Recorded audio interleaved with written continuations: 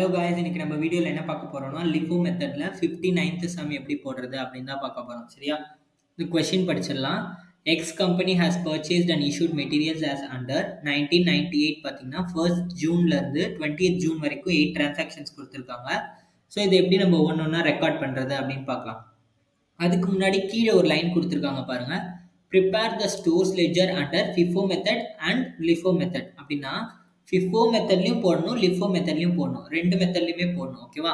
So first இப்போ FIFO மெத்தடில் எப்படி போடுறது அப்படின்னு பார்க்கலாம். So first date, particulars, receipts, issues, balances, நம்மளோட ஃபார்மேட், காமன் ஃபார்மேட் இருக்கு இல்லையா, அதை போட்டுடலாம் ஃபஸ்ட்டு. இப்போ வந்துட்டு 19 டேட் காலமில் 1998 வந்துட்டு ஃபர்ஸ்ட் டிரான்சாக்ஷன் பாருங்கள். 1st June stock of materials 200 units at 2.5 rupees per unit. So 1st June opening balance எவ்வளோ? 200 units at 2.5 rupees per unit. டோட்டலாக எவ்வளோ வரும்? 500 வரும். ஓகேவா? ஸோ அதை நம்ம டேரெக்டாக பேலன்ஸ் காலமில் போட்டுருவோம். அடுத்த என்ட்ரி பாருங்கள். June 3rd purchased 300 units at 3 rupees per unit. So June 3rd என்ன பண்ணுறாங்க? 300 யூனிட்ஸ் வந்து பர்ச்சேஸ் பண்ணுறாங்க. Goods receive note number purchase பண்ணுறதுனால goods receive note number 300 units at 3 rupees per unit 900. So இப்போ அக்கௌண்ட்டில் எவ்வளோ பேலன்ஸ் இருக்கும்? ஃபர்ஸ்ட் நம்மளோட ஓப்பனிங் ஸ்டாக் 200 யூனிட்ஸ் இருந்துச்சா, அதை போட்டுடணும். அடுத்து இப்போ புதுசாக இப்போ பர்ச்சேஸ் பண்ணியிருந்தோம் இல்லையா 300 யூனிட்ஸ் ஜூன் 3rd, அதை போட்டுருவோம். இப்போ அக்கௌண்ட்டில் டோட்டலாக 500 யூனிட்ஸ் இருக்கும். அடுத்த டிரான்சாக்ஷன் பாருங்கள். 7th June again 500 units purchase பண்ணியிருக்காங்க. So 7th June goods receive note number 500 units at 4 rupees per unit 2000. ஓகேவா? இது புதுசாக பர்ச்சேஸ் பண்ணது. இப்போ அக்கௌண்ட்டில் எவ்வளோ பேலன்ஸ் இருக்கும்? ஓப்பனிங் ஸ்டாக் ஒரு 200 யூனிட்ஸ், அப்புறம் ஜூன் 3rd ஒரு 300 யூனிட்ஸ் பர்ச்சேஸ் பண்ணது, அப்புறம் ஜூன் 7th ஒரு 500 யூனிட்ஸ் பர்ச்சேஸ் பண்ணிக்கோம். டோட்டலாக 800 யூனிட்ஸ். அடுத்தது 10th ஜூன் வந்து பாருங்கள். Issued 600 units. இஷ்யூட்னா என்னது? நம்ம ஸ்டோர்ஸ் டிபார்ட்மெண்ட் வந்து ப்ரொடக்ஷன் டிபார்ட்மெண்ட்டுக்கு ரா மெட்டீரியல்ஸ் இஷ்யூ பண்ணுறாங்க. ஸோ அதுதான் வந்து இஷ்யூட் 600 யூனிட்ஸ்ன்னு கொடுத்துருக்காங்க. June 10 materials requisition note number. இஷ்யூட்னா நமக்கு மெட்டீரியல் ரெக்விசேஷன் நோட் நம்பர் வரும். எவ்வளோ இஷ்யூ பண்ணுறாங்க? 600 யூனிட்ஸ் இஷ்யூ பண்ணுறாங்க. இது வந்து ஃபர்ஸ்ட் இன் ஃபர்ஸ்ட் அவுட்ன்றனால நம்ம அக்கௌண்ட் பேலன்ஸில் ஃபர்ஸ்ட்டில் எது இருக்கோ அதுலேருந்து தான் நம்ம ஒன்று ஒன்றா இஷ்யூ பண்ணிகிட்டே வரணும். பாருங்கள், ஃபர்ஸ்ட்டில் வந்து 200 யூனிட்ஸ் இருக்கா, ஸோ அந்த 200 யூனிட்ஸ் மொத்தமாக இஷ்யூ பண்ணிட்டோம். நமக்கு இன்னும் பேலன்ஸ் எவ்வளோ வேணும்? 400 யூனிட்ஸ் வேணும். ஸோ அடுத்த என்ட்ரி பாருங்கள். அடுத்த என்ட்ரியில் வெறும் 300 தான் இருக்குது. ஸோ அந்த 300ஐயும் மொத்தமாக இஷ்யூ பண்ணிடுவோம். இப்போ அக்கௌண்ட்டில் எவ்வளோ பேலன்ஸ் வேணும்? நமக்கு இன்னும் 100 யூனிட்ஸ் பேலன்ஸ் வேணும். ஸோ அடுத்த என்ட்ரியில் வந்து 500 இருக்கு இல்லையா, இந்த 500லேருந்து 100 மட்டும் எடுத்துப்போம். ஓகேவா? ஃபஸ்ட்டு 200 கொடுத்துட்டோம், அப்புறம் 300 கொடுத்துட்டோம், அப்புறம் இந்த 500லேருந்து 100 கொடுத்துருவோம். ஓகேவா? ஸோ இப்போ 200 அட் 2.5 rupees per unit 500. அடுத்து 300 units at 3 rupees per unit 900. அடுத்தது வெறும் இந்த 500லேருந்து வெறும் 100 மட்டும் எடுத்துப்போம். So 100 at 4 rupees per unit 400. இப்போ அக்கௌண்ட்டில் எவ்வளோ பேலன்ஸ் இருக்கும்? இது மொத்தமாக இஷ்யூ பண்ணிட்டோம் 200, 300ம் மொத்தமாக இஷ்யூ பண்ணிட்டோம். இந்த 500லேருந்து 100 மட்டும் இஷ்யூ பண்ணியிருக்கோம். பேலன்ஸ் இன்னும் 400 நம்மளோட பேலன்சஸில் இருக்கும். ஸோ அந்த பேலன்சஸில் 400 அட் 4 rupees per unit 1600 போடுறோம். ஓகேவா? அடுத்த டிரான்சாக்ஷன் பாருங்கள். 12th June purchased 400 units at 4 rupees per unit. 12th June என்ன பண்ணுறாங்க? பர்ச்சேஸ் பண்ணுறாங்க. ஆனால் என்ன அர்த்தம்? Goods receive note number 12th June purchased 400 units. So அதனால் குட்ஸ் ரிசீவ் நோட் நம்பர், பர்ச்சேசஸ்னால் ரெசிப்ட்ஸில் போடுவோம். 400 units at 4 rupees per unit 1600. இப்போ அக்கௌண்ட்டில் எவ்வளோ பேலன்ஸ் இருக்கும்? ஆல்ரெடி ஒரு 400 யூனிட்ஸ் இருந்துச்சா பேலன்ஸ், நம்ம ஓல்டு பேலன்ஸ், அதை போட்டுருவோம். இப்போ புதுசாக நம்ம பர்ச்சேஸ் பண்ணியிருக்கோம்ல 12th ஜூன், அதை வந்துட்டு ஒரு 400 units at 4 rupees per unit 1600, அதை போட்டுருவோம். டோட்டலாக இப்போ அக்கௌண்ட்டில் 800 யூனிட்ஸ் பேலன்ஸ் இருக்கும். அடுத்தது பாருங்கள். 18th June issued 500 units. So 18th June வந்துட்டு என்ன பண்ணுறாங்க? இஷ்யூ பண்ணுறாங்க. ஸோ இஷ்யூ பண்ண என்னது? Material requisition note number. 18th June material requisition note number. நம்ம ஃபஸ்ட்டு இது ஃபர்ஸ்ட் இன் ஃபர்ஸ்ட் அவுட்ன்றனால ஃபஸ்ட்டு எது இருக்கோ அதான் பார்க்கணும். ஃபர்ஸ்ட்டில் 400 யூனிட்ஸ் இருக்குது. அந்த 400 units at 4 rupees per unit 1600 கொடுத்துருவோம் ஃபர்ஸ்ட் என்ட்ரியோட. அடுத்த என்ட்ரிலையும் திருப்பி 400 யூனிட்ஸ் அட் 4 rupees இருக்குது. பட் நமக்கு எவ்வளோ தேவை? நம்ம 500 தேவை. ஸோ ஃபஸ்ட்டு 400 கொடுத்துட்டோம் ஃபர்ஸ்ட் என்ட்ரியிலேருந்து. பேலன்ஸ் இருக்க 100 வந்து இந்த 400லேருந்து 100 மட்டும் கொடுப்போம். ஓகேவா? ஸோ இந்த 100 எடுத்துட்டோம்னா 100 அட் 4 rupees per unit 400. ஓகேவா? இப்போ அக்கௌண்ட்டில் எவ்வளோ பேலன்ஸ் இருக்கும்? 300 யூனிட்ஸ் பேலன்ஸ் இருக்கும். இந்த 400ல இருந்து 100 போயிடுச்சு. ஸோ 300 பேலன்ஸ் இருக்கும். ஸோ 300 வந்துட்டு நம்ம பேலன்ஸ் காலம்ல போட்டுருவோம். 300 at 4 rupees per unit 1200. அடுத்த டிரான்சாக்ஷன் பாருங்க. 24th June purchased 400 units at 5 rupees per unit. So 24th June பாருங்க.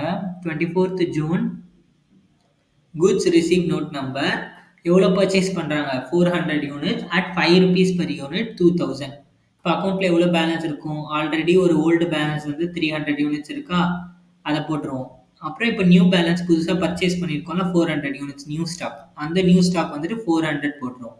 ஸோ டோட்டலாக 700. ஓகே. அடுத்தது வந்துட்டு 28th June issue 200 units. So 28th June வந்து 200 யூனிட்ஸ் இஷ்யூ பண்ணுறாங்க. யாருக்கு? Production department. So 28th June material requisition note number எவ்வளோ issue பண்ணுறாங்க? 200.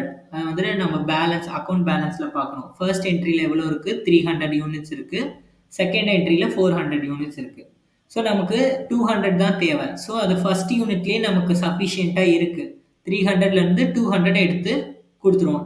300லேருந்து 200 at 4 rupees per unit 800 rupees total. So இப்போ அக்கௌண்ட்டில் எவ்வளோ பேலன்ஸ் இருக்கும்? 300ல் 200 போயிடுச்சு. ஸோ பேலன்ஸ் 100 அது போட்டுருவோம். இந்த 400 யூனிட்ஸ் வந்து நியூ ஸ்டாக், இதில் நம்ம எதுவுமே எடுக்கவே இல்லை. ஸோ இது அப்படியே நம்ம account பேலன்ஸில் 400 units at 5 rupees per unit போட்டுருவோம். இப்போ நம்ம லாஸ்ட்டாக என்ன பண்ண போகிறோம்? எல்லா டிரான்சாக்ஷனுமே போட்டுட்டோம். லாஸ்ட்டாக நம்ம க்ளோசிங் ஸ்டாக் எழுதணும். கரெக்டா? ஸோ க்ளோசிங் ஸ்டாக் 500 யூனிட்ஸ் எவ்வளோ? 100 யூனிட்ஸ் இங்கே இருக்கு பாருங்க. 100 units at 4 rupees per unit 400.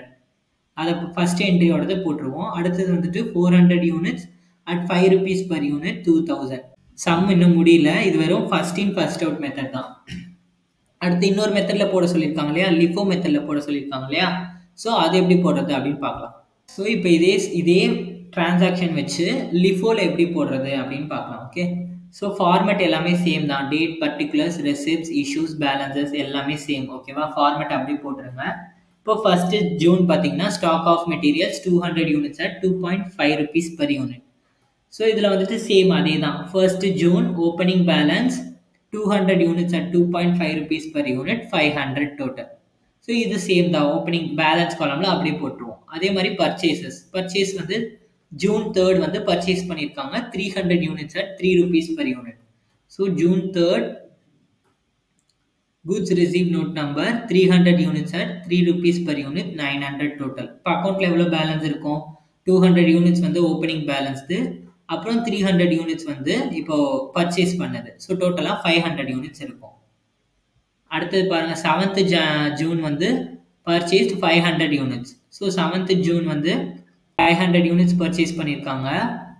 இப்போ அக்கௌண்ட்டில் எவ்வளோ பேலன்ஸ் இருக்கும்? குட்ஸ் ரிசீவ் நோட் நம்பர் அக்கௌண்ட்டில் வந்துட்டு ஆல்ரெடி எக்ஸிஸ்டிங் பேலன்ஸ் வந்து 200 at 2.5 அதை போட்டுருவோம். அடுத்து 300 at 3 rupees per unit அதை போட்டுருவோம். இப்போ புதுசாக 7th June வந்து 500 யூனிட்ஸ் பர்ச்சேஸ் பண்ணியிருக்கோம் இல்லையா. ஸோ அதை போட்டுருவோம். ஸோ டோட்டலாக 800 யூனிட்ஸ் இருக்குது. அடுத்தது 10th June issued 600 units. So 10th June பாருங்கள் எவ்வளோ இஷ்யூ பண்ணுறாங்க? 600 யூனிட்ஸ் இஷ்யூ பண்ணுறாங்க. கரெக்டாக? இதுதான் இங்கே தான் வந்துட்டு கொஞ்சம் டிஃப்ரெண்ட் ஆகும் லிஃபோவில். எப்படின்னா நம்ம ஃபிஃபோவில் வந்துட்டு ஃபஸ்ட்டிலேருந்து எடுத்து கொடுத்துட்டே வருவோம். ஃபஸ்ட்டு டிரான்சாக்ஷன்லேருந்து எடுத்து கொடுப்போம். அது காலி ஆகிடுச்சுன்னா செகண்டு, அது காலி ஆகிடுச்சுன்னா தேர்டு, அப்படியே போயிட்டே இருக்கும். இது வந்துட்டு லிஃபோவில் பார்த்தீங்கன்னா லாஸ்ட்லேருந்து எடுத்து கொடுக்கணும். அதாவது 500லேருந்து ஃபஸ்ட்டு எடுத்து கொடுக்கணும். 500 காலி ஆகிடுச்சுன்னா 300, 300 காலி ஆகிடுச்சுன்னா 200, இப்படி டவுன்வர்ட்ஸ்லேருந்து போகும். ஓகேவா? ஸோ இப்போ வந்து நமக்கு 10th June வந்துட்டு மெட்டீரியல் ரெக்விசிஷன் நோட் நம்பர் நம்ம இஷ்யூ பண்ணுறதுனால material requisition note number 600 units நம்ம இஷ்யூ பண்ணணும். ஸோ நம்ம கீழே இருந்து போகிறோம். இப்போ கீழே இருந்து போகும்போது லாஸ்ட் டிரான்சாக்ஷனாக எது இருக்குது? 500 யூனிட்ஸ் தான் இப்போ ரீசெண்டாக வந்த டிரான்சாக்ஷன். ஸோ 500 யூனிட்ஸ் அதை மொத்தமாக கொடுத்துருவோம். பேலன்ஸ் இன்னும் எவ்வளோ வேணும்? இன்னும் 100 யூனிட்ஸ் தான் வேணும். 600 டோட்டலாக இஷ்யூ பண்ணணும். 500 வந்துட்டு கீழே இருக்குது. நம்ம லேட்டஸ்ட் டிரான்சாக்ஷன்லேயே 500 இருக்குது. ஸோ அதை மொத்தமாக கொடுத்துட்டோம். ஸோ பேலன்ஸ் இன்னும் 100 வேணும். அதை வந்துட்டு இந்த 300 இருக்கு இல்லையா, அதுலேருந்து எடுத்து கொடுத்துருவோம். இப்போ அக்கௌண்ட்டில் எவ்வளோ பேலன்ஸ் இருக்கும்? இந்த 200 யூனிட்ஸ்லேருந்து நம்ம எதுவுமே எடுக்கவே இல்லை. 200 units at 2.5 rupees per unit அது அப்படியே போட்டுருவோம். அதுலேருந்து எதுவுமே நம்ம எடுக்கல. ஸோ டேரெக்டாக அது அப்படியே வந்துரும். இந்த 300ல இருந்து நம்ம 100 எடுத்துட்டோம். 200 மட்டும் தான் இருக்கும் அதில. So 200 at 3 rupees per unit 600. ஓகேவா? இந்த 500 வந்து மொத்தமா இஷ்யூ பண்ணிட்டோம். ஸோ நில் ஆயிடும். அடுத்த டிரான்சாக்ஷன் பாருங்க. 12th June purchased 400 units at 4 rupees per unit. So 12th June goods received note number 400 units purchased at 4 rupees per unit 1600. இப்போ ஆல்ரெடி ப்ரீவியஸ் பேலன்ஸ் இருக்கு இல்லையா, அதை அப்படியே போட்டுருங்க. தென் இப்போ புதுசாக நமக்கு பர்ச்சேஸ் பண்ணோம்ல 400 யூனிட்ஸ், அதை போட்டுடணும். 400 units at 4 rupees per unit 1600. அடுத்த டிரான்சாக்ஷன் பாருங்க. 18th June issued 500 units. So 18th June material requisition note number issue பண்ணுறோம் இல்லையா, ஸோ அதனால மெட்டீரியல் ரெக்விசிஷன் நோட் நம்பர் எவ்வளோ இஷ்யூ பண்ணுறோம், 500 யூனிட்ஸ் இஷ்யூ பண்ணுறோம். ஸோ நான் சொன்னேன் இல்லையா, கீழே இருந்து தான் போகணுன்ட்டு. ஸோ கீழே இருந்து பார்க்கும்போது 400 தான் ஃபர்ஸ்ட்ல இருக்கு, கரெக்டா? ஸோ இந்த 400 யூனிட்ஸ் நமக்கு டோட்டலாக 500 இஷ்யூ பண்ணணும். ஸோ கீழே இருந்து பார்க்கும்போது இந்த டிரான்சாக்ஷன்ல 400 யூனிட்ஸ் இருக்கு. ஸோ அதை மொத்தமாக இஷ்யூ பண்ணிடுவோம். இன்னும் பேலன்ஸ் எவ்வளோ வேணும், இன்னும் 100 வேணும். அதே இந்த 200ல இருந்து நம்ம 100 எடுத்து கொடுத்துடலாம். ஓகே, ஸோ இப்போ அக்கௌண்ட்ல எவ்வளோ பேலன்ஸ் இருக்கும், இந்த 200 at 2.5 rupees per unit வந்து நம்ம எதுவுமே அதுலேருந்து எடுக்கவே இல்லை. ஸோ அதை அப்படியே போட்டுருவோம். இப்போ இந்த 200ல இருந்து 100 மட்டும் எடுத்துட்டோம். So balance 100 at 3 rupees 300 rupees total போட்டுருவோம். இந்த 400 வந்துட்டு நம்ம மொத்தமாக எடுத்துட்டோம். ஸோ நில் ஆயிடும். ஓகேவா? இந்த 200ல இருந்து எதுவுமே எடுக்கல. ஸோ அப்படியே போட்டுட்டோம். இந்த 200ல இருந்து 100 எடுத்துட்டோம். ஸோ பேலன்ஸ் 100 போட்டுட்டோம். இந்த 400ல இருந்து மொத்தமா எடுத்துட்டோம் 400. ஸோ அங்க நில் ஆயிடுச்சு.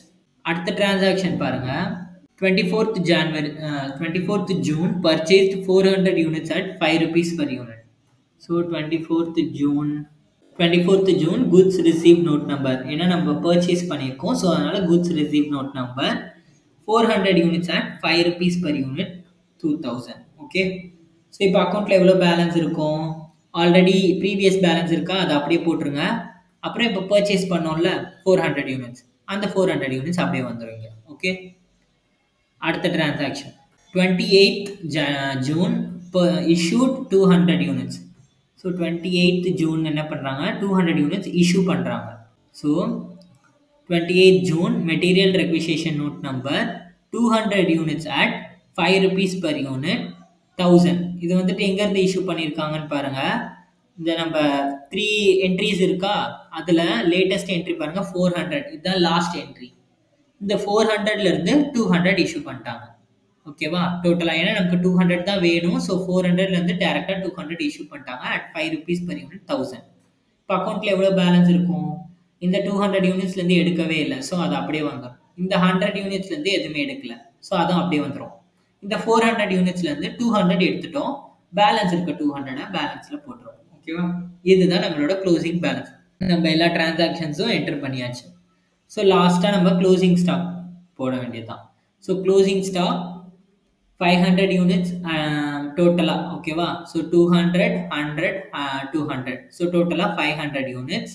ஸோ ஃபர்ஸ்ட் டிரான்சாக்ஷன் பாருங்க, 200 units at 2.5 rupees per unit 500. அது ஃபர்ஸ்ட் என்ட்ரியில் இருக்க க்ளோசிங் ஸ்டாக், அதை போட்டுருவோம்.